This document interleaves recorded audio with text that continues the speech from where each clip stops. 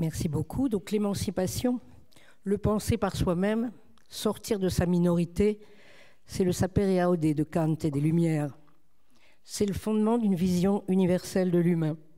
La seule qui puisse poser l'égalité en droit et dignité de tous et toutes, la seule qui récuse qu'une quelconque exemption cultuelle, souvent rebaptisée culturelle, puisse légitimer un système discriminatoire, voire ouvertement ségrégatif.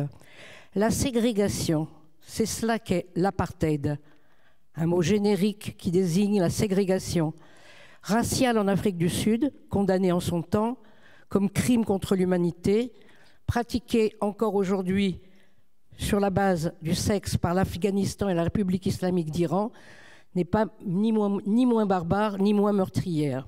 Nous en avons parlé ce matin et Madame Ameline en particulier a un engagement exemplaire au niveau international pour faire reconnaître l'apartheid sexuel comme étendre la notion de crime contre l'humanité vers à l'apartheid fondé sur le sexe.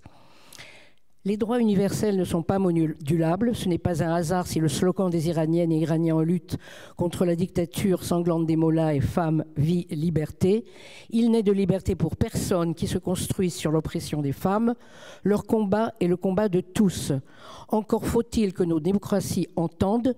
Et je me permets de citer Iris Iran Fakonde qui m'a dit l'autre jour « Ce qui m'intéresse, c'est que ce que l'Iran dit de nous ».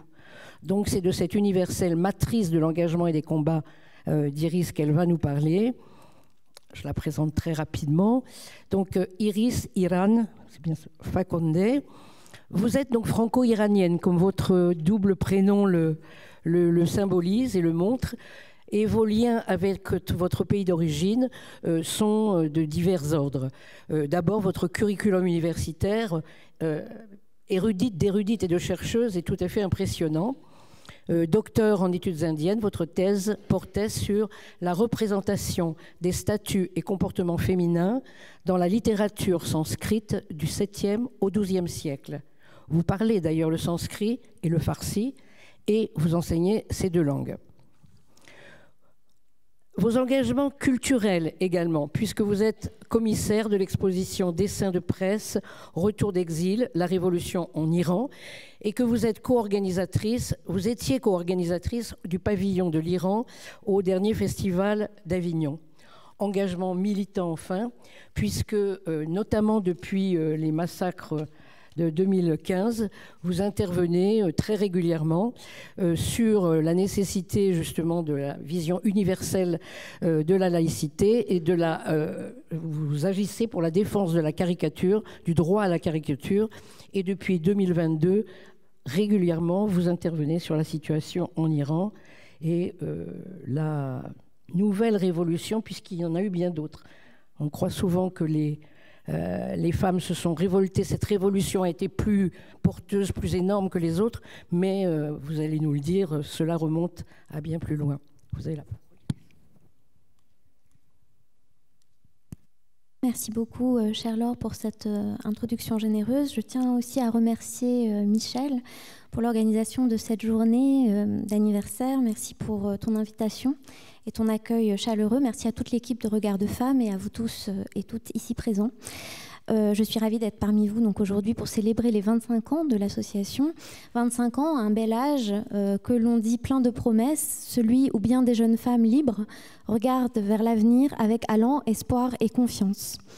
Cet anniversaire est pour nous l'occasion de réfléchir ensemble aux droits des femmes de par le monde, aux luttes victorieuses et aux combats qui nous restent à mener. Il me revient aujourd'hui de vous parler de la laïcité en tant que principe universel.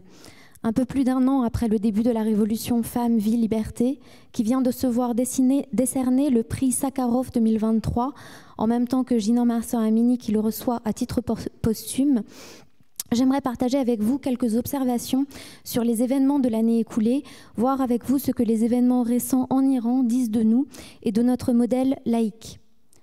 D'aucuns parlent de notre modèle de laïcité à la française comme d'un modèle singulier, parfois même d'une bizarrerie, voire d'une anomalie, laissant entendre qu'il serait plus que temps que nous nous mettions au pas de la marche du monde, dont le cours naturel inviterait à opter pour un modèle qui permettrait aux différentes cultures de coexister pacifiquement.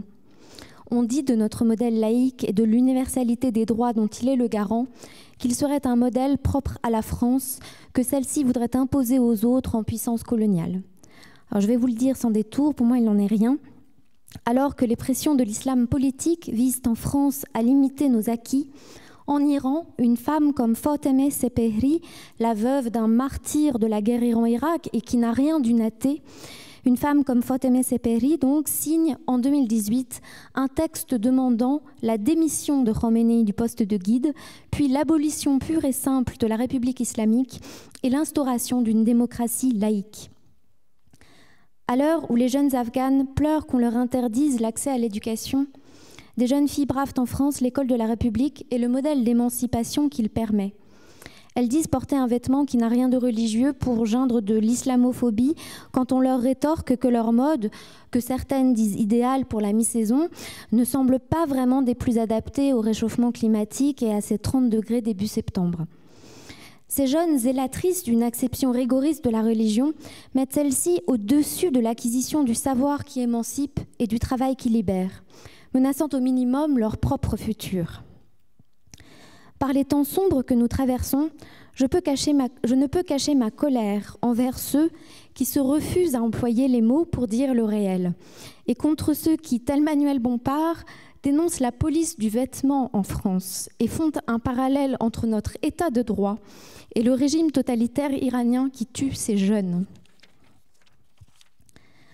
Alors que l'on aspire en Iran à la laïcité à la française et à notre état de droit, ces irresponsables politiques-là font un mal fou à nos acquis précieux, qui sont précisément ceux pourquoi les Iraniennes manifestent au péril de leur vie.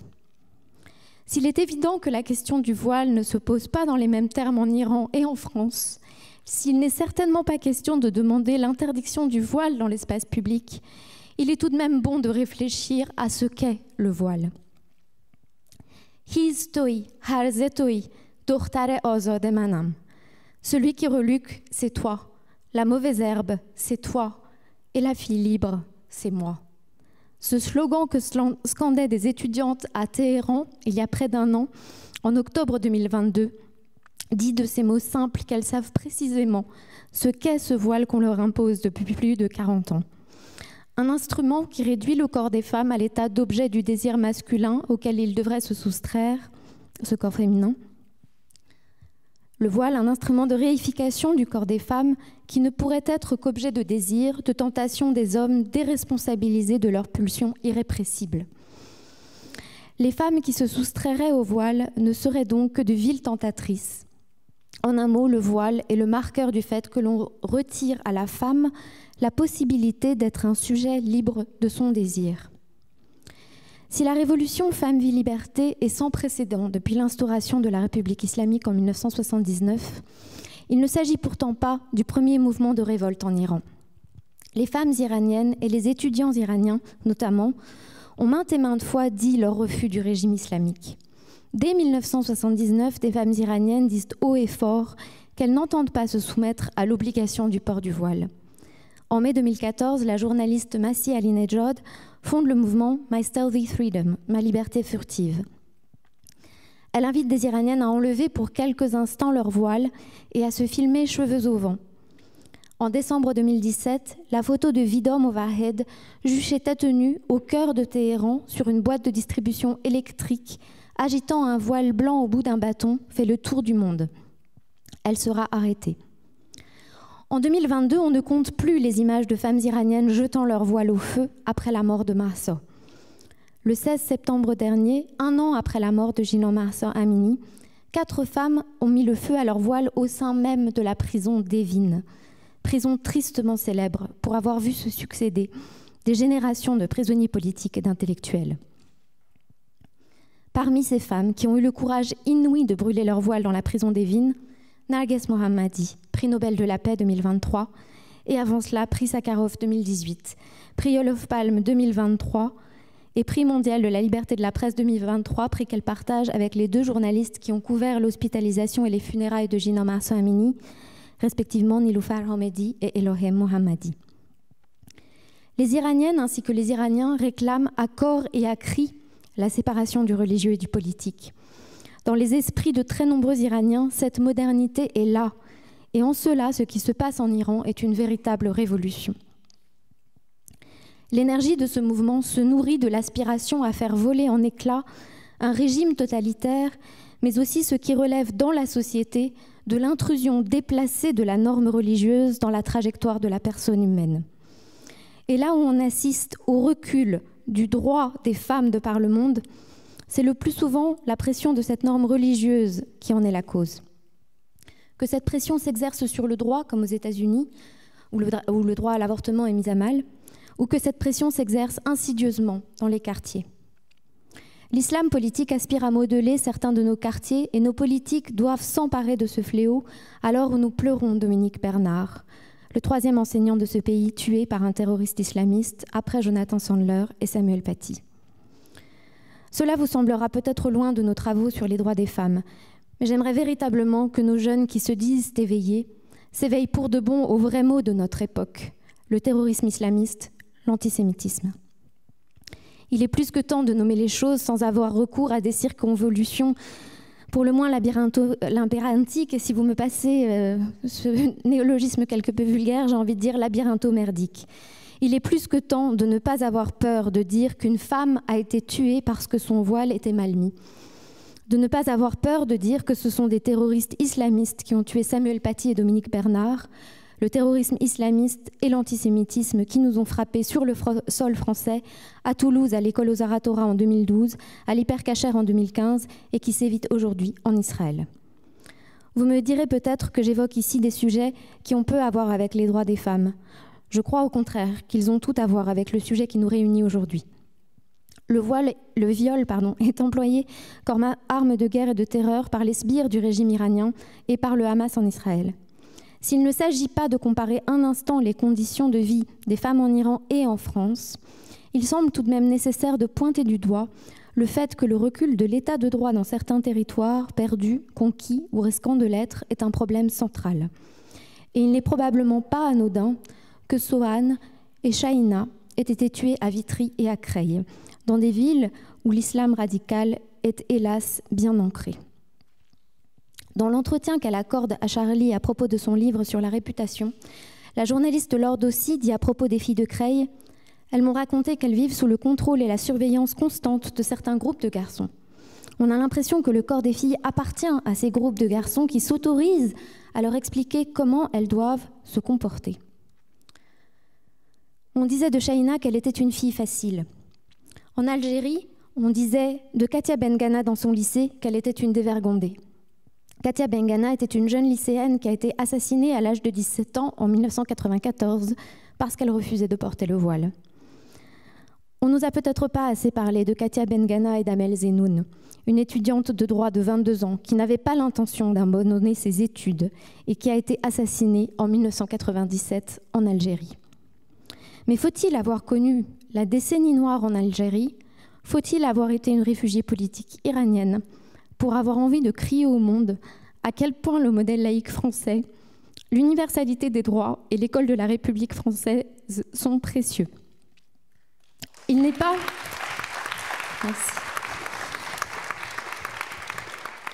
Il n'est pas envisageable de prétendre plaider pour l'égalité des droits tout en plaidant pour un relativisme culturel au détriment de l'universalité du droit.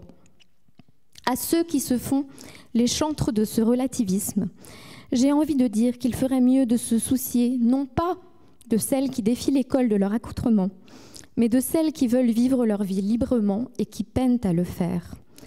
Que répondent-ils aux filles qui, en Iran, en Afghanistan, mais aussi maintenant, hélas, parfois en France, voudraient se soustraire aux normes qu'édictent pour elles leur famille, leur groupe de naissance ou les quartiers dans lesquels elles vivent, qui choisiraient de vivre leur vie et non pas simplement de se conformer à ce que d'autres ont décidé pour elles. Faire le choix du relativisme culturel au détriment de l'universalité du droit est de fait un abandon de toutes ces filles. Peut-être faudrait-il au final inscrire le modèle de la laïcité à la française au patrimoine mondial de l'humanité. Et je ne sais pas si je plaisante en disant cela.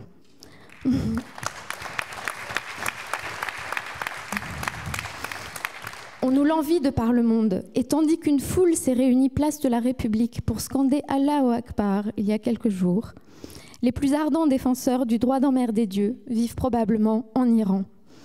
Alors, je ne confonds pas la laïcité et le droit au blasphème, même si je pense que, d'une certaine manière, la laïcité et finalement la liberté de conscience probablement facilite ce droit au blasphème, mais dans bien des pays où la laïcité n'est pas de mise, eh bien le droit au blasphème est pris, est saisi.